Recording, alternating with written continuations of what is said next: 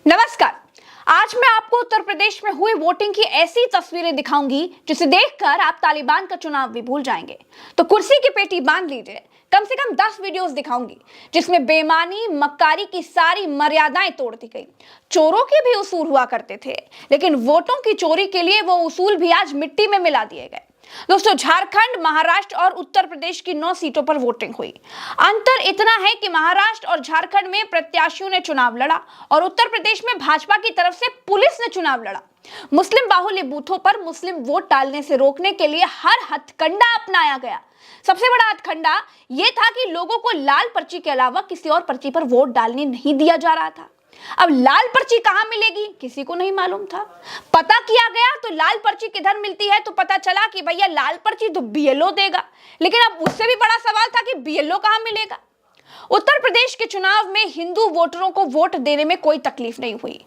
मुसलमानों के लिए पुलिस ने बैरिगेटिंग लगा दी, बैरिगेटिंग लगाकर चेकिंग की, जबकि चुनाव आयोग की गाइडलाइन कहती है कि पुलिस को पर्ची चेक करने का कोई अधिकार नहीं है। ये देखिए, ये मुरादाबाद की कुंदर की सीट है। यहाँ पुलिस बैरिगेटिंग लगाकर खड़ी है, जबकि पर्ची चेक करने का अधिकार पुलिस को तो है ही नहीं। बैरिगेटिंग लगाकर पर्ची चेक कर रही है पुलिस, जबकि आप अखबार की कटिंग देखिए। चुनाव आयोग का साफ कहना है कि मतदाताओं की पहचान करना पुलिस का काम नहीं होता है। आपको कितना अधिकार है पर्ची चेक करने का?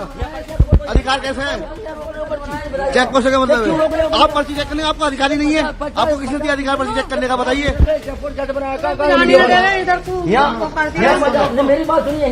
आपने लेटर देखा है? मैं दिखा दूंगा, नहीं हो तो आपके पास ये चेक पोस्ट नहीं बनेगा। चेकिंग का एक और वीडियो देखिए। यहाँ भी लोग वोट डालने के लिए पुलिस से लड़ रहे हैं। चुनाव आयोग को इन लोगों को अब फ्री का ब्रांड एम्बेसडर घोषित कर देना चाहिए, क्योंकि वोट डालने के लिए इन लोगों से ज्यादा जनता को कोई और जागरूक नहीं कर सकता। वो जो है वोटों का आते लिए हुए अब पर्ची के पास है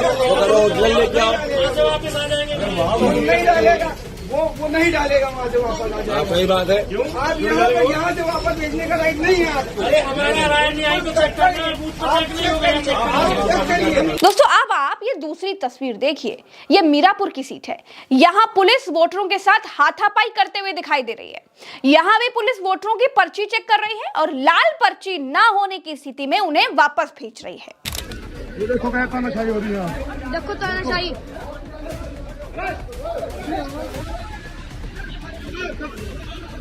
दोस्तों, अंबेडकर नगर की कटहरी सीट पर मुस्लिम बाहुल्य बूथ पर बताया गया कि मशीन खराब है, घर जाइए बाद में आइए। आईडी दिखाइए तो मैं आइडिया दिखाया हूँ, उसके बाद कहा तो जाइए भाग जाइए, मशीन बिगड़ी है। दोस्तों, गजब तो तब हो गया जब सीसामऊ में पोलिंग बूथ की तरफ जाने वाले कई रास्ते बंद कर दिए गए, और उससे भी ज्यादा हद तो तब हो गई जब राजकीय इंटर कॉलेज यानी जीआईसी में पोलिंग बूथ बनाया गया था। यहां जाने का रास्ता जेसीबी से सड़क खोदकर बंद कर दिया गया, क्योंकि चुन्नीगंज जेआईसी पोलिंग स्टेशन पर करीब 26,000 वोटर हैं और इनमें 90% मुस्लिम आबादी है। जानबूझकर शॉर्टकट रास्ते को बंद करवा दिया गया। विपक्ष और विपक्ष दल के वोटरों के लिए इस तरह की दीवार खड़ी की जा रही थी। वहीं दूसरी तरफ भाजपा के विधायक हैं राहुल बच्चा। इसी सीसामऊ में वार्ड नंबर 15 में वोटिंग के दौरान वोट मांग रहे थे। वोटर आईडी लेके जाओ भैया, वोटर आईडी लेके जाओ, हम मोबाइल के ऐप से दे रहे हैं।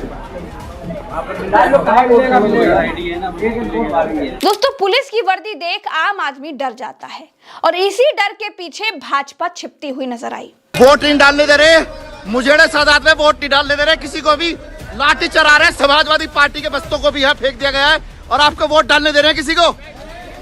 ये सब लोग वोट डालने के लिए जा रहे हैं, किसी का वोट नहीं डालने दे रहे ये लोग, किसी का वोट नहीं डालने दे रहे। सामने बस्ता हमने लगा रखा था 400 मीटर दूरी पे, वहां से हमारा बस्ता फेंक दिया गया है और किसी का भी वोट नहीं डालने दे रहे। मुस्लिम समाज के वो लोग जो दाढ़ी और बुर्के से पहचान में आ रहे थे, उनसे पुलिस निपट रही थी, और जो दाढ़ी, टोपी और बुर्के से नहीं पहचाने जा रहे थे, उनके वोट पोलिंग बूथ के भीतर चेक किए गए। मुरादाबाद के कुंदरकी के इस वोटर को सुनिए और लोकतंत्र के लुट जाने के अनुभव को आप थोड़ा करीब से महसूस कीजिए। साईं गाने कह रहे हैं इस पर्ची से वोट नहीं पड़ेगा, ये मना कर रहे हैं, सबको लुटा रहे हैं, सबको लुटा रहे हैं।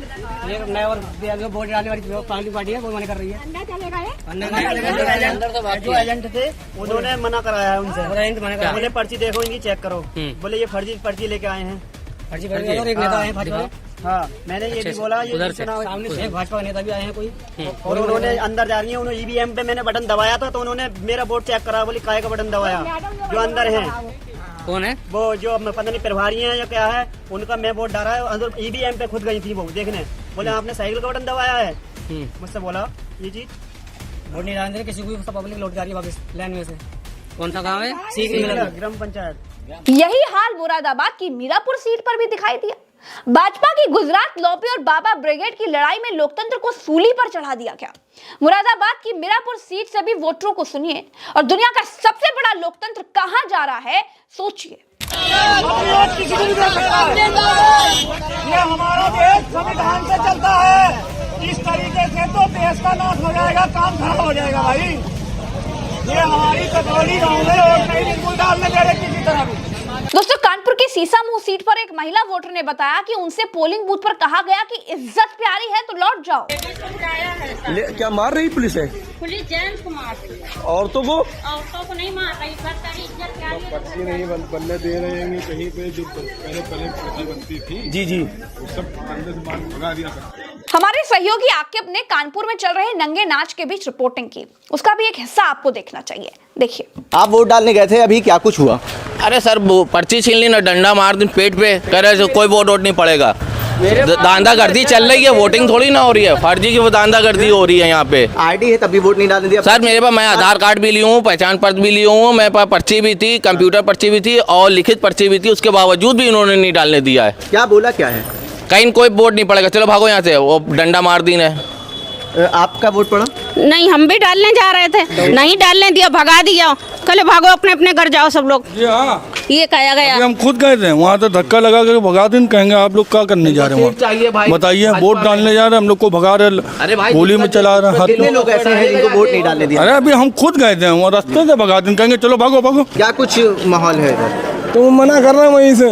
हाँ, वहाँ जा रहे हैं, उनको मोबाइल पहले दिखाओ, आधार चेक कर रहे हैं, उसके बाद जो कह रहे जाओ तुम्हारा वोट नहीं पहुँचेगा।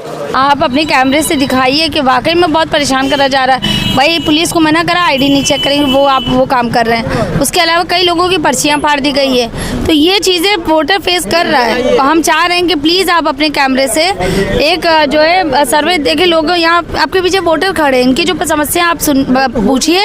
हम चाह रहे हैं कि आप जो इसकी आवाज़ ऊपर तक पहुँचाइए। आप लोगों के बीच में जारी क्या कुछ शिकायतें मिल रही है? अरे बहुत शिकायत मिल रही है, इसीलिए हमको बराबर और इतने फ़ोन आ रहे हैं, हम पहुँच नहीं पा रहे वहाँ पर जहाँ पर दिक्कतें हो रही है। तो प्लीज़ आप मेरा इतना मदद करिए कि आप अपने कैमरे से लोग पीछे खड़े इनकी समस्या सुनिए और इसको ऊपर तक पहुँचाइए, ताकि हम चुनाव आयोग से इसकी शिकायत डायरेक्ट जा सके। इतनी चीख पुकार के बीच तेज प्रताप यादव ने चुनाव आयोग को चिट्ठी लिखी, जिसमें लिखित में बीएलओ वाली पर्ची का जिक्र किया गया।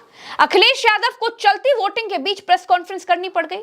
अखिलेश यादव ने कहा कि चुनाव आयोग अंधा हो गया है, उसे न दिखाई दे रहा है न सुनाई दे रहा है।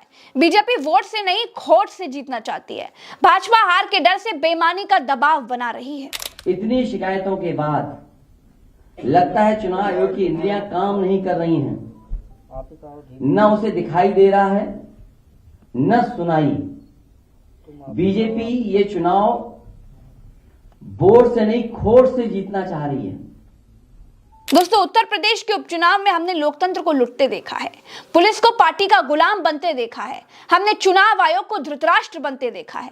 आप ये सब देखकर क्या समझे, कमेंट में बताइएगा। चलते हैं, नमस्कार, राम राम, दुआ सलाम, जय हिंद। चैनल को सब्सक्राइब जरूर कीजिएगा, वीडियो को शेयर कीजिएगा।